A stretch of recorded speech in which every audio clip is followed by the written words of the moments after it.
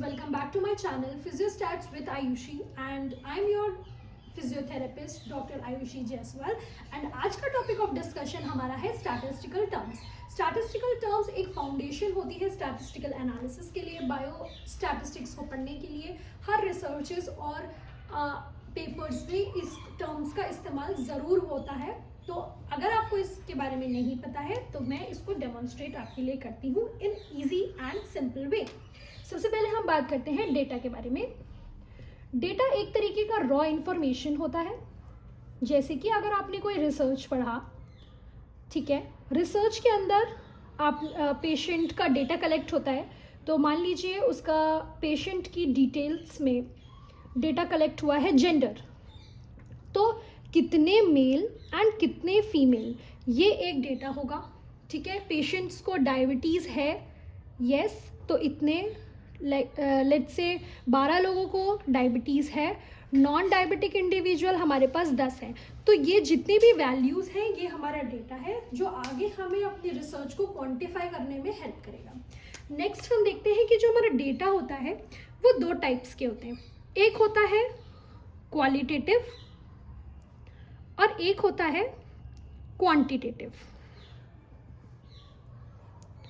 Qualitative data अपने नाम से ही बता रहा है क्वालिटी, जिसके अंदर नंबर्स इन्वॉल्व नहीं होते हैं, और क्वांटिटेटिव डेटा होता है जिसके अंदर नंबर्स या फिर वैल्यूज़ इन्वॉल्व होती हैं। जैसे कि मैं आपको बताती हूँ, क्वालिटेटिव डेटा हो गया जिसमें वैल्यूज़ नहीं होती। मैं फिजियोथेरेपी का ही एग्जांपल लूँगी। जैसे मान लीजिए जेंडर हो गया, ठीक है, male female, diabetes, non diabetic individual, ये क्वालिटी है। ठीक है, क्वांटिटेटिव डेटा के अंदर हमारा आ गया वैल्यूज़ जैसे कि क्या एज है। अगर बहुत एल्डर पेशेंट्स हैं, बहुत ओल्ड एज के लोग हैं, 70 ईयर्स, 65 ईयर्स, ठीक है, मिड एज वैल्यूज़ वाले पेशेंट जो हैं 50 ईयर्स, 40 ईयर्स, और यंगर एज के लेस देन 20 या लेस देन, आपकी जो भी कैटेगराइजेशन है उसके हिसाब से डिपेंड करता है। तो आपको समझ में आया, क्वालिटेटिव डेटा मतलब जो क्वालिटी बताता है जिसमें नंबर्स नहीं होते, जैसे कि हमारा जेंडर, और क्वांटिटेटिव डेटा जिसमें नंबर्स होते हैं जैसे कि हमारी एज। नेक्स्ट हम बात करने वाले हैं वेरिएबल्स के बारे में। वेरिएबल्स अपने नाम से बता रहा है जिसकी वैल्यूज़ जो होती हैं वो चेंज हो जाती है। ये भी दो टाइप के होते हैं, एक इंडिपेंडेंट और एक डिपेंडेंट। ठीक है, अब मैं आपको एक एग्जांपल देती हूँ कि 5 months ऑफ रेगुलर एक्सरसाइज से 2 kg ऑफ वेट लॉस हुआ। ठीक है, तो अब आप इसमें मुझे बताइए कि इंडिपेंडेंट और डिपेंडेंट वेरिएबल क्या हो सकता है। देखिए, 5 months ऑफ एक्सरसाइजेज जो प्रोटोकॉल हम देते हैं या हम फॉलो करते हैं, जो चेंज नहीं हो सकता, मतलब एक ही एक्सरसाइज, मान लीजिए आप रनिंग कर रहे हैं तो आप कॉन्टिन्यूसली उसी पैटर्न पे रनिंग कर रहे होंगे, या जैसे आप ट्रेडमिल पे वॉक करते हैं तो एक इंक्लिनेशन लेकर चलते हैं कि वो कांस्टेंट रहता है। ठीक है, तो जिसमें आप वैल्यूज़ चेंज नहीं करते और वो चीज़ कांस्टेंट रहती है, थ्रू आउट रहती है, जैसे यहाँ पर 5 months ऑफ एक्सरसाइजेज है, तो ये हमारा इंडिपेंडेंट वेरिएबल होगा। इसकी वजह से आने वाला रिजल्ट हमारा डिपेंडेंट वेरिएबल होता है। जैसे एक एग्जांपल और देती हूँ कि अगर मैंने अपने पेशेंट को मोबिलाइजेशन करी है और उसकी वजह से उसका पेन कम हो गया है, तो मोबिलाइजेशन प्रोटोकॉल मेरा इंडिपेंडेंट वेरिएबल होगा, और जो उसमें रिजल्ट आया है, पेन कम हुआ है, वो उसका डिपेंडेंट वेरिएबल होगा। नेक्स्ट आते हैं हमारा कॉन्स्टेंट्स पे। कॉन्स्टेंट्स अपने नाम से ही बता रहा है जिसकी वैल्यूज़ फिक्स्ड होती है। ठीक है, जैसे पाई की वैल्यू 3.14। बायोस्टैटिस्टिक्स के टर्म पे ये वेरी कर सकती है, जैसे कि स्टैंडर्ड डेविएशन या फिर स्टैंडर्ड एरर। ये हम आगे आने वाली वीडियोस में समझें। नेक्स्ट हम बात करते हैं ऑब्जर्वेशन के बारे में।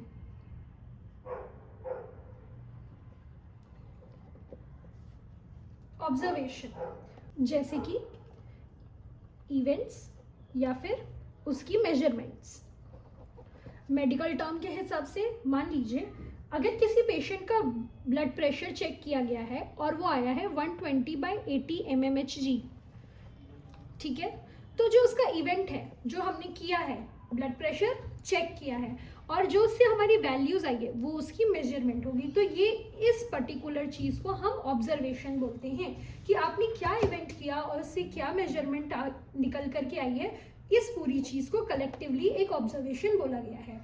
नेक्स्ट हम बात करते हैं सबसे ज़्यादा यूज्ड और सबसे ज़्यादा कॉमन टॉपिक के ऊपर, जो कि है सैंपल एंड पॉपुलेशन।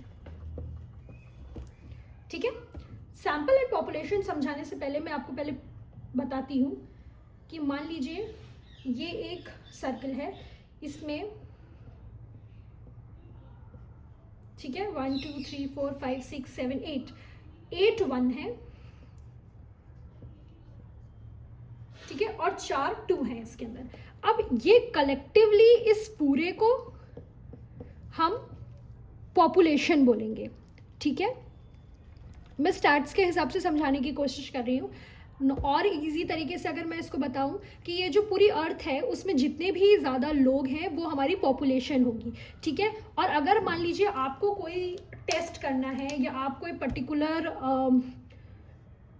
एरिया उठा रहे हैं कि मुझे ग्राफ के इस सेक्शन को यूज़ करके डेटा निकालना है और इसके ऊपर टेस्ट्स रन करने हैं, ठीक है, तो इस पर्टिकुलर एरिया को इस पूरे पॉपुलेशन का सैंपल बोला जाएगा।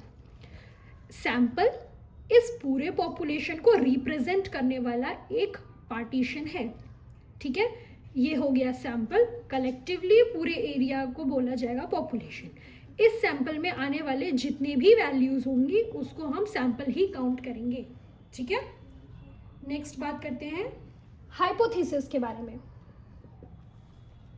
हाइपोथेसिस का मतलब होता है प्रिडिक्शन या एस्टिमेट।